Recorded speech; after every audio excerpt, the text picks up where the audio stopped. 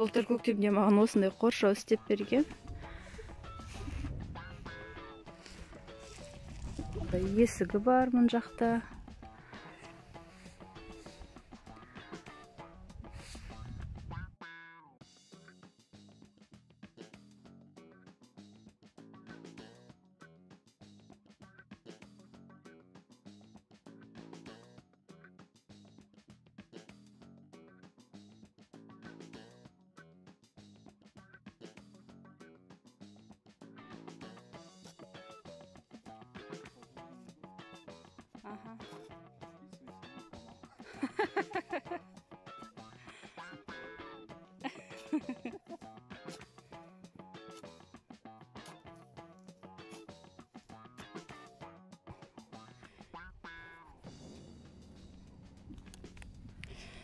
Міне біз мына жерге жер қазып қойдық. Осы жерде бір үлкен грядка жасаймыз да.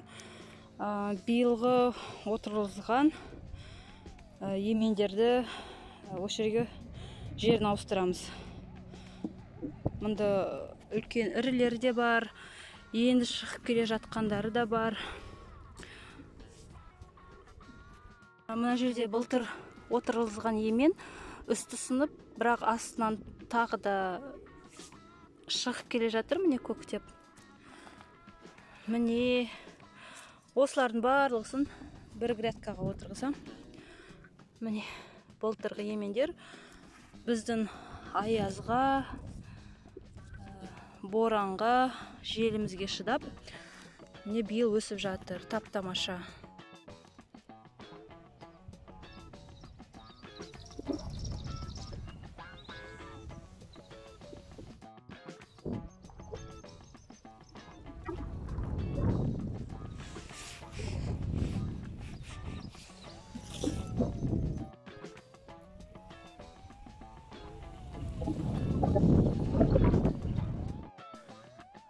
Биыл қыстап шыққан менің былтырғы емендерім. Кесіп қалыпты, но жалпы жаман емес. Биыл қалай өсетінін байқаймыз. Сосын сіздермен бөлісемін.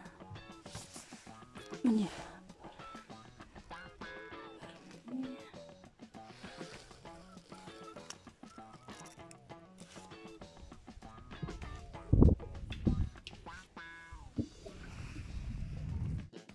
Мына жерде 2 жыл бұрынғы егілген 4-5 емен қалды.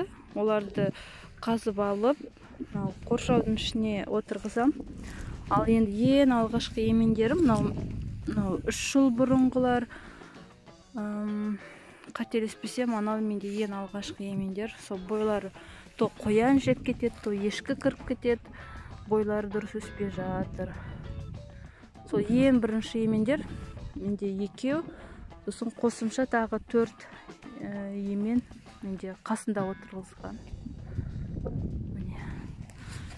Ең ұзыны осы, бұлардың тамырлары жақсы, біздің аяз, суыққа төзімді емендер. Күзде жабуға ұмытып кетеміз де, сол көктемде кейде қояндар жеп кетеді, ешкі басып кетеді, кейде кіріп кетеді, қоршау жабылмай тұрған кезде.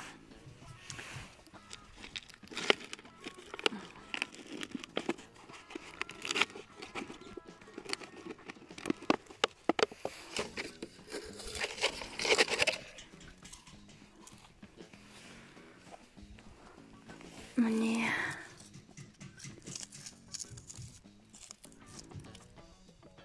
Әлі оларға ештеңе істемеймін. Пока тұра берсін. Міне.